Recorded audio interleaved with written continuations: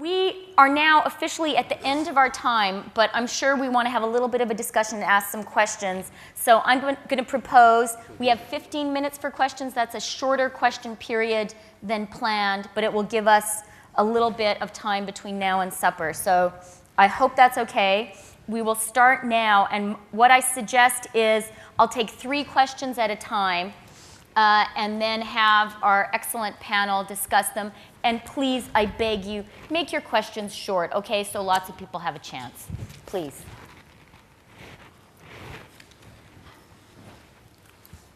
Thank you.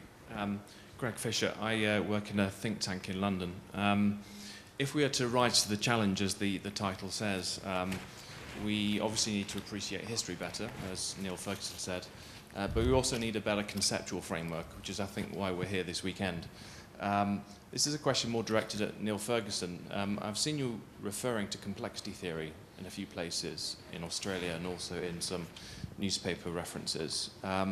From your point of view as a historian, how significant do you think complexity theory is for the conceptual framework development of economics? Okay, our first question. Our second one, right next door. We just have the mic right next door. Excuse me, ma'am. Yeah. Thank you. Alan Taylor, University of California, Davis, and Morgan Stanley. So I'd like to take up on Min Zhu's points. I agree that when it comes to the direction of the world economy, it's too soon to tell, as it were. But when it comes to commodities, and you spelled out an exponential price trend for minerals, metals, energy, oil, food. I did not say that. That's well, your conclusion. Okay, I've got to be very careful. Okay, let's see how it goes. But given the demand for these commodities in the emerging world and the two-track future that I agree with and that I spoke of yesterday, I'd like to turn the question to the panel, maybe especially to Niall, which is to say, what do you think the implications for global security are? Okay, and one more question, please, the back there. And since you have a neighbor beside you, we'll take his question too. We'll take 4. Czesław Messers, the Krakow University of Economics, Poland. I have a question to Niall Ferguson, because incidentally, I'm a little bit involved in the links between economics and security. What is the basis of your statement that the double democratic peace principle doesn't work? There is a kind of, let's say, saying that there is a double democratic principle. So my question is, what are the sources for your statement? And secondly, I appreciate very much that you drew the attention of this audience to the consequences of potential economic crisis, because it seems to me that here it was regarded as a kind of laboratory-like discussion. Thank you very much.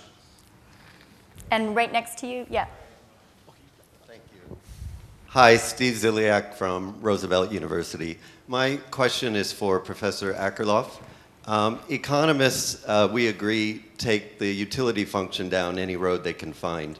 The utility function is overused, it's depreciating heavily, and it's has a lot of dents in it. I wonder if you think there's a lemons market. Okay, so that's 4 questions. I think we'll start with Niall, because 3 of them were to you. Complexity theory, implications of commodity prices for global security, and why do you hate democracy? Well, I don't hate democracy. Let me make that clear right away. Complexity theory, like chaos theory, is an extremely important field for social scientists to understand. These ideas, of course, originated in the natural sciences, but they have tremendous value, if only by analogy, in helping us understand how both economies and civilizations, complex social orders, function or don't function. It's one of the concluding themes of my book Civilization, that we are trapped in certain bad analogies that complexity can free us from as a theory, if only by analogy. Let me give you 2 examples. We tend to think of complex human organizations as pyramids, but they're really termite hills. And they behave much more like termite hills because in the strict sense of complexity, they're apparently in equilibrium, but they're really complex, constantly adaptive entities. And they can very dramatically shift from what appears to be an equilibrium to a disequilibrium. The second point is that we tend to think of human history and the lifespans of firms, the lifespans of empires, as cyclical. And we tend to think, but it's a little bit like the life of an individual human being. It's got its youth, it reaches its peak when it comes to occasions like this, and then it declines, sadly. But that's really not how complex human organizations function. They spend a long time in apparent equilibrium, and then they fall off a cliff. It's really, therefore, very important to use theories like complexity to free us from bogus cyclical models of the way that the historical process works. That leads fairly naturally to the second question about the implications of my argument for global security, and indeed the implications of other points that have been made both by Andres Velasco and Min Zhu. I think if one takes an historical approach, two things leap to mind. In the late 19th century, there were great global imbalances. You know that better than anyone, Alan, measured at least in terms of current accounts, enormous flows of capital, albeit in a very different monetary framework from the one that we know today. Even so, within the gold standard, it was still the case that there were periods of quite significant commodity price inflation. And there was one after the mid-1890s. The mid-1890s to 1914 saw two trends associated with rising commodity prices. One, there were political shifts to the left. This was a great time to be a social democrat in Germany. And this, of course, caused great alarm to the ruling elites, not only of Germany but other European countries. Dear bread was just the best way of promoting SPD votes. The second thing that happened was that the scramble for Africa seemed a far more urgent thing.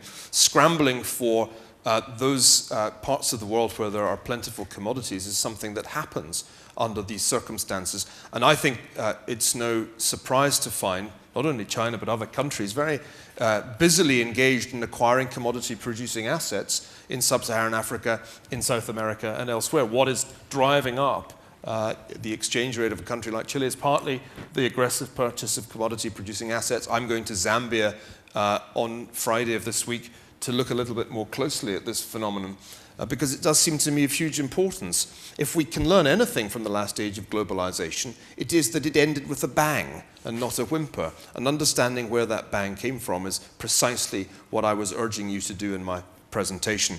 Finally, what do I have against the democratic peace theory? Well, I have history against it. In 1914, an enormous war broke out. Most people tend to lay the blame for that, though I don't, on Germany. But almost all the major combatants had universal suffrage or near universal suffrage-based legislatures, Russia being the major exception. Germany had a universal male suffrage system in 1914, and it's only really very old gnarled historians who still claim that the Kaiser was running Imperial Germany. The Reichstag was running Imperial Germany. You only need to do some serious reading on that subject. For example, I recommend The Pity of War by N. Ferguson, published 1998, to see that. So anybody who understands the outbreak of the First World War knows that the democratic peace theory is rubbish. There may be a rule of law peace theory. In other words, there may be an argument that societies in which there is a government based on the rule of law are unlikely to go to war with one another. But that is a very different theory from one which emphasizes the nature of the election of the legislature. Okay, Professor Akerlof? Okay, so the question was the market for women. Can you hear? Let me actually give you two thoughts. I have two thoughts about this. One is, I feel that actually this asymmetric information was, and it could have been an example of using observation to construct a theory that was more in context. So the old theories, there was symmetric information, probably perfect information. And one observation was, well, there isn't symmetric information, and when you and then one thinks about what happens in the used car market and the people who tended to get lemons. Well, they knew they were lemons and they tended to sell them. So that was an observation. But now let me go. I thought before I gave this talk, I did think about using asymmetric information as an example, because in the current crisis, what people said, they said the following. They said, well, if when people are buying these assets of very large value, that they are going to be very careful. What wasn't thought of was, and this was a case of when there's asymmetric information, when there's that last melon in the shop, where everybody else has chosen all the other ones, you got to think twice as to whether you're going to choose that melon. So the same story was true, people thought was true about asset markets, that when people were selling all these exotic assets, the people who were buying them would be people who had really examined that last melon in the shop. But there's an alternative view of asymmetric information. It wouldn't be that people have rational expectations, it was the people who are naive. And so what people said was that when there's asymmetric information, this is what I said too, that the market would shrink. But there's another story, which is if you're out there and you're stupid and you don't know what you're buying, instead of the market shrinking, the market is going to expand. Why? Because if you're looking for these assets and there's a huge amount of dollars involved and you're very stupid, there's a huge amount of dollars for me to sell you that asset. And so just by switching from people being sophisticated to people being naive, you actually reverse a major conclusion from what you look at for asymmetric information. So that's actually another example, which I actually thought of giving, about why you've got to be very careful about thinking about the context and doing your economics in context and doing it right. It would have totally reversed the conclusion that you didn't need to regulate those markets. Okay, well, thank you very much for that. I can't resist just pointing out to Niall that if only 50% of the population votes, it's not quite a democracy. And so maybe your democracy theory could be altered by women actually being people. And I'll say to Rob, maybe, Rob, you need like a feminist panel for next year. We'll take one more round of questions, please. Peter Jungen, in the last 18 of the 20 centuries, Asia accounted always for much more than 50% of world GDP. The exception is the emergence of capitalism in the West and the creation of the United States.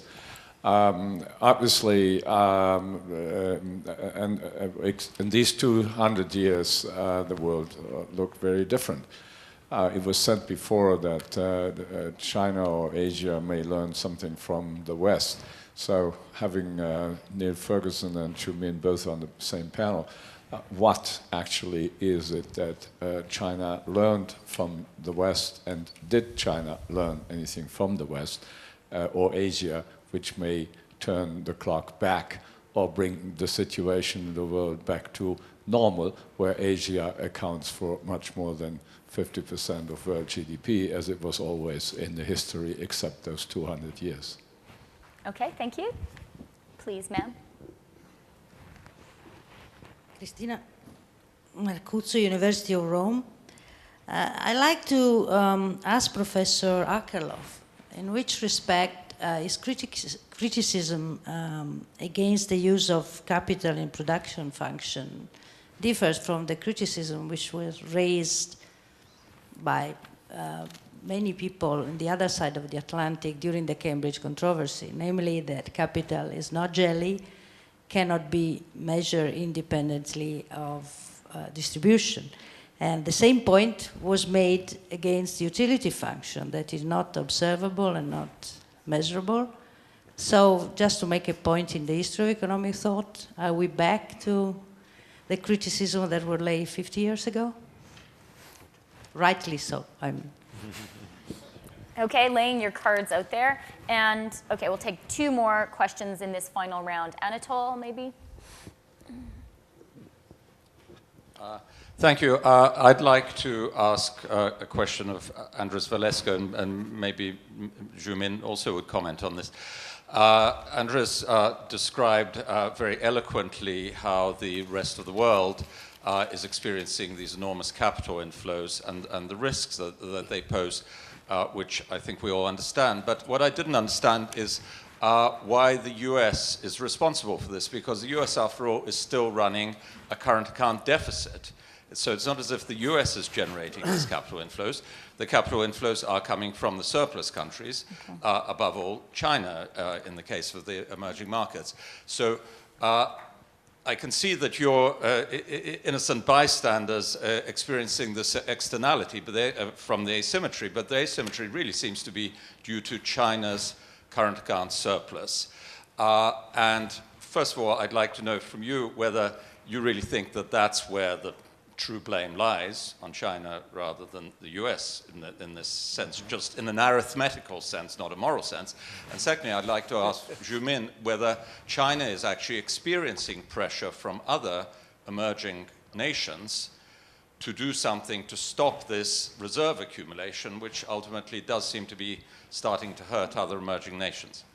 Okay, thank you very much, Anatole. And the gentleman behind you will have the last question. Richard Koo from Nomura. I have one question for Professor Akerlof and one for Minister Velasco. On your asymmetric information and what happened to the current financial crisis, I think we have to pay attention to the role of rating agencies, which truly screwed up the whole system. That was supposedly the people who are supposed to maintain quality of financial transactions within the private sector. And they completely screwed up that role. And I think we should be at the INET working on how we are supposed to regulate these rating agencies, because so many of these financial instruments are very complicated. And without rating agencies, none of them are marketable really, and which is why a lot of those markets have shut down after the fact.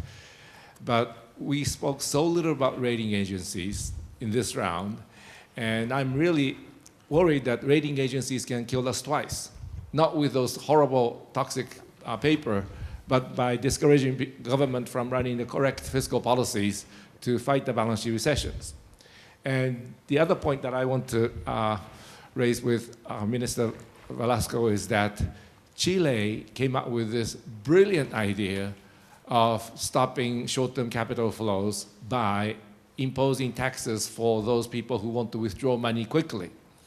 And I think that system should be used in so many areas, especially in commodities, I think, because we want long-term money to come into commodity production, but we don't want short-term money to be coming in and out, adding to increasing velocities, volatilities, which will actually discourage people from increasing productions for the long term. And I think there should be a lot of areas where that Chilean model can be used to encourage long-term investment while discouraging short-term speculations. Thank you. Okay, thank you very much for the great questions. Our time, of course, is up and we have overrun, and Rob is hovering in the background here threatening to cut off our mics. So I'm going to give our panelists the lovely option of only answering the questions that you like. And I'm going to start with Professor Akerlof. There were two questions that were directed to you. Okay, so one, I think that as I was writing this talk, I was thinking about the Cambridge controversy, so that's exactly directly relevant.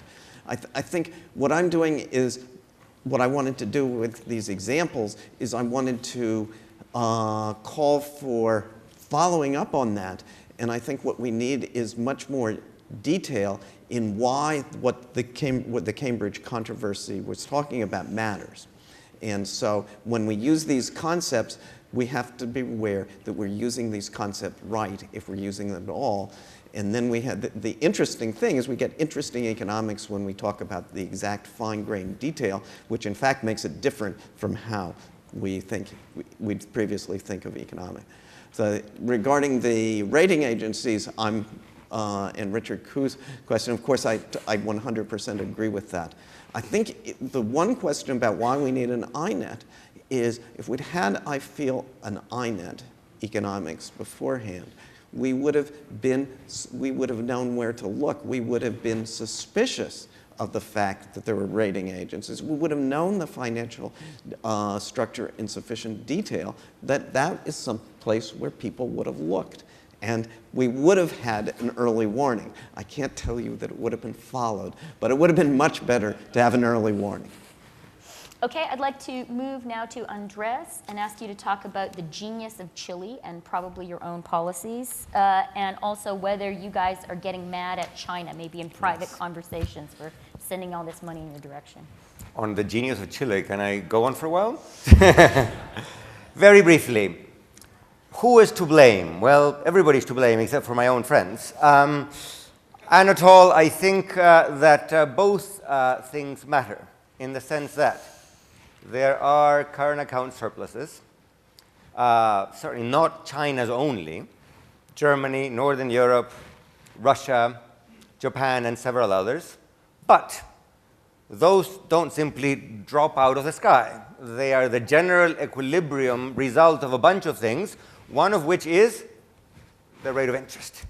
So the rate of interest matters for deciding how much imbalance are we going to have or how little imbalance we're going to have. Secondly, the rate of interest also matters for deciding where the resulting stock of net assets will go. If the rate of interest in the States is very low, the money will go to Brazil. If the rate of interest in the States is very high, the money will not go to Brazil. And therefore, even for a given set of imbalances, monetary policy matters for the allocation. And today you have both, and therefore countries like Brazil are not feeling particularly happy. Capital controls. This is a subject that always crops up. Chile's device was a clever one in that it was not really a control. It did not control quantities. It basically was a tax.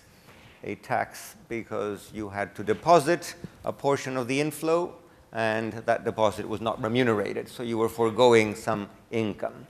There are huge controversies in the literature. There are dozens of papers trying to figure out whether this made a difference, didn't make a difference.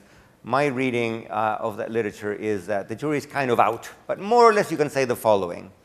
It probably makes some difference, but not a gigantic difference, to the volume of flows. But it does make a huge difference to the composition of flows. So even if you don't affect the exchange rate, and even if the volume of money is coming in is not going to change a lot, devices like that may help you get more FDI, less portfolio investment, and from my neck of the woods, that's probably a good idea. Okay, Zhumin, is China to blame for everything? I think it's not a game to blame anyone, and obviously... Not morally, but just arithmetically. It's a good friend. And I think Dr. Ruby made this very clear in the previous session. For the capital flow, it's not the size of flow, it's rather the volatilities.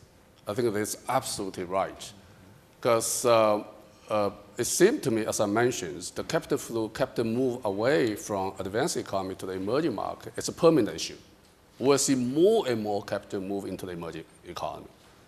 But there's three different things. The liquidity short-term issues, the FDR, and the financial portfolio investments. They behave very differently. And under different macro situation, monetary policy, fiscal policy, they can also behave in very volatile ways. So that's the whole thing is how do we manage volatility? Because the whole thing is in the emerging market, the financial sector is rather weak and small. And emerging market need the capital. It's very clear. So in that sense, I think this is a challenge and a job need to be done within the reform of international monetary system. And how about China learning from the West? That was to you and Neil. What? China learning from the West? Oh, there's a lot of things. If you give me an hour and a half, I can give you all my stories. I think there's a lot of things. I was task manager for first Chinese commercial banking reform. And we take 100% the Western approach. And go step, clean the balance sheets, build a risk management systems, set up the corporate governance. At the end of the day, put them in the market. I mean, we learn 100%, not even 99.999%. I think that everybody talk about the China's growth, but really the drive force behind the whole growth is a learning curve. It's a globalization changes a lot of things. But most important thing is to change for the emerging economy. It's information, and it's bring the whole economy in the same platform. You can learn as much as everyone at all different corners of the world. I think that's the fundamental change for the world compared today and say 10, 15 years ago. And so it's really the learning curve drive the whole thing for Chinese economy grow. And also whether Chinese economy will keep grow, it also depends on whether Chinese will be able to learn further. I think that's the real challenge. Okay, last word to you, Neil. I'll be very brief. Chrystia, do remember that women had the vote in Germany in 1932 and 1933, and in all the plebiscites that subsequently were held in the Third Reich. So I think your feminist version of the democratic peace theory has a major problem to overcome if it's going to fly with me. And it's also worth remembering that the least democratic regime to emerge in interwar Europe, Franco's Spain, was one of the very few countries not to become involved in World War II. Democracy is an extremely important subject for new economic thinking. One of the most interesting panels I listened to today was concerned with the extent to which democracy has been corrupted. And if you think of democracy as a strange kind of market for the selection of politicians, I think there's no question that we have to study it more and integrate it, just like conflict, into the way that we think about economic problems. That brings me to what has China learnt from the West. I think it's slightly less than 99.9%. The argument that I make in Civilization is that there are six complexes of institutions which made the West dominate the rest for about 500 years. These were competition in both politics and economics, science in the sense of the scientific revolution, the rule of law and private property rights as the basis of representative government, modern medicine, the consumer society, and the work ethic. And I think China has downloaded 5 of these killer applications, but not a sixth, which is the notion of the rule of law as the basis for a system of representative government. The big question for us all is what the implications are of trying to have modernization without representative government. And I think, to my mind, there's still ultimately quite troubling implications. Well, I have learnt one thing today, as we all have, and that is what INET doesn't stand for. It does not stand for I need an early tea. Early dinner. Okay, and we call it tea in England. With that, I think Neil and I will have to argue over drinks about exactly how democratic Germany and the Soviet Union were on the eve of the Second World War. But please join me in thanking an absolutely brilliant and provocative panel. That was very good. Okay.